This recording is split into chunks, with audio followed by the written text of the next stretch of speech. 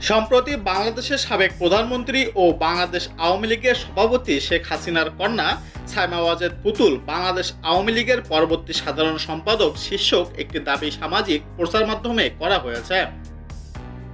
তবে rumour scanner টিমের অনুসন্ধানে জানা যায় সায়মা ওয়াজেদ পুতুল বাংলাদেশ আওয়ামী লীগের পরবর্তী সাধারণ সম্পাদক হিসেবে মনোনীত হননি, বরং কোনো প্রকার তথ্য প্রমাণ ছাড়া এই ভুয়া দাবিটি প্রচার করা হচ্ছে। এ বিষয়ে অনুসন্ধানে বাংলাদেশ আওয়ামী লীগের অফিসিয়াল ফেসবুক পেজে গত ৩রা এপ্রিল প্রকাশিত পোস্টের একটি ফটোকার্ড খুঁজে পাওয়া যায়। উক্ত ফটোকার্ড থেকে জানা যায় সায়মা ওয়াজেদ পুতুলের বাংলাদেশ আওয়ামী লীগের পরবর্তী সাধারণ সম্পাদক হওয়ার সংক্রান্ত দাবিটি গুজব।